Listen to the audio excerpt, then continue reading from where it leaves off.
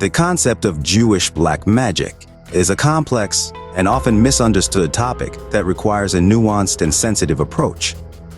In this video, we will explore the historical and cultural context of Jewish beliefs and practices related to magic and the supernatural, and examine the role of Kabbalah and other mystical traditions in shaping these beliefs.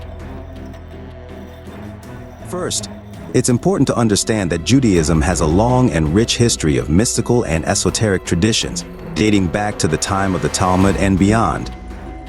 These traditions include the study of Kabbalah, which is a form of Jewish mysticism that seeks to understand the nature of God and the universe through the use of meditation, visualization, and other spiritual practices.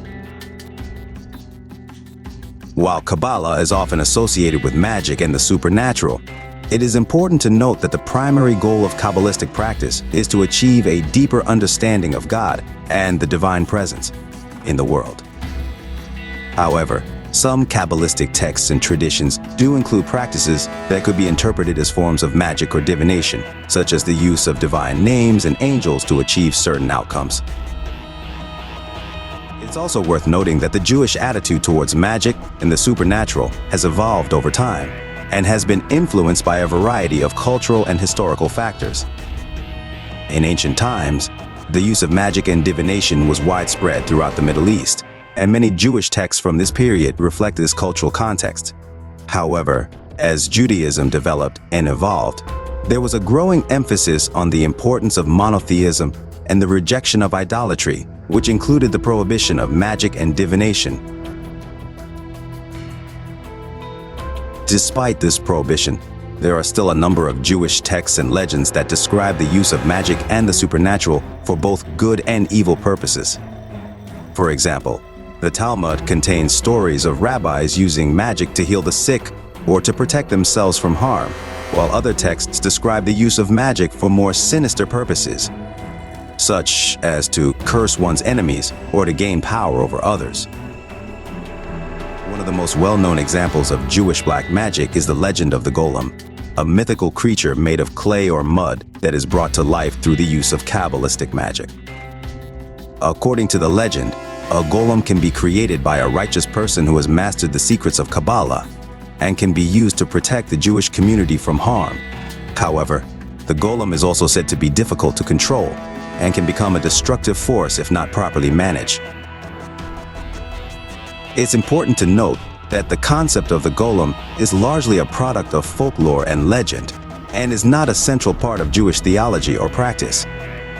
However, the legend of the golem reflects a deeper cultural anxiety about the dangers of unchecked power and the potential consequences of using magic for selfish or evil purposes.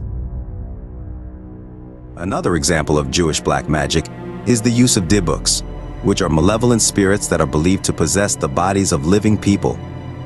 According to Jewish folklore, a dibuk can be the soul of a deceased person who has unfinished business in the world, or it can be a demonic entity that seeks to cause harm.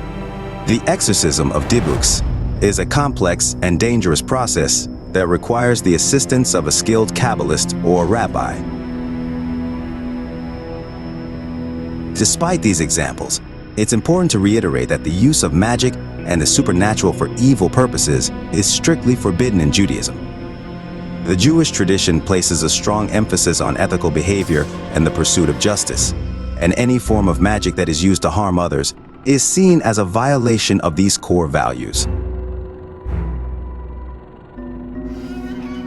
In conclusion, the concept of Jewish black magic is a complex and multifaceted topic that reflects the rich history and diversity of Jewish beliefs and practices related to the supernatural. While Judaism strongly discourages the use of magic for evil purposes, there are still a number of texts and legends that describe the use of magic and the supernatural for both good and evil ends. Ultimately, the Jewish approach to magic and the supernatural is grounded in a deep reverence for the divine and a commitment to ethical behavior and the pursuit of justice.